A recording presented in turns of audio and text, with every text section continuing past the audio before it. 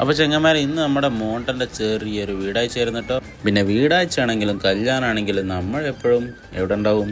ഇതാ ഇവിടെ ഉണ്ടാവും. പിന്നെ ഈ ദമ്മ് പൊട്ടിക്കണ ആളെ കണ്ടില്ല നിങ്ങൾ?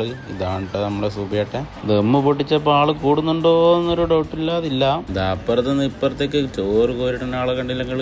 അതാണ് കേട്ടോ സന്തോഷേട്ടൻ. മൂപ്പരെ പേര് സന്തോഷേട്ടൻ എന്നാണെങ്കിലും മൂപ്പർക്ക് വലിയ സന്തോഷമുള്ള മാതിരി നമുക്ക് തോന്നണില്ല.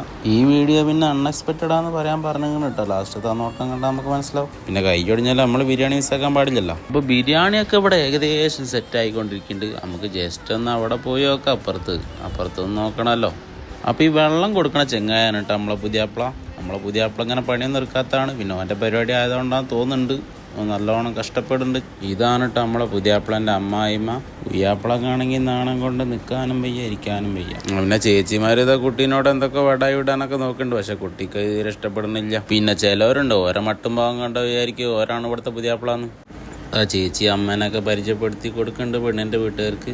അവിടുന്ന് നേരെ പോന്നപ്പോൾ അതാ പെങ്ങടെ മോളോ ആദ്യ പന്തിയിൽ തന്നെ ഇരിക്കാൻ നോക്കുന്നുണ്ട്. അത് പിന്നെ മാമൻ്റെ പേര് കളയാൻ പാടില്ലല്ലോ. കൂട്ടി നമ്മളെ ഏട്ടൻ്റെ കുട്ടിയുണ്ട് കേട്ടോ കൂടെ. അതുകൊണ്ട് പിന്നെ വലിയ കുഴപ്പമില്ല. അപ്പുറത്തുകാരായിട്ട് ചർച്ചകളൊക്കെ നടക്കുന്നുണ്ട് കേട്ടോ. ചർച്ചകളുടെ പോക്ക് കണ്ടിട്ട് മിക്കവാറും അടുത്ത മാസം കല്യാണം ഉണ്ടാവും തോന്നുന്നുണ്ട്. പെണ്ണിൻ്റെ വീട്ടുകാർക്ക് ഫുഡ് കൊടുക്കലായിരുന്നു കേട്ടോ അടുത്ത നമ്മളെ പരിപാടി. വന്നവർക്ക് നമ്മൾ നല്ല ചിക്കൻ ബിരിയാണി ചിക്കൻ കടായി ആണ് കേട്ടോ കൊടുത്തത്. കൂടെ നല്ലൊരു ഐസ്ക്രീമും കൂടി ഉണ്ടായിരുന്നു കേട്ടോ.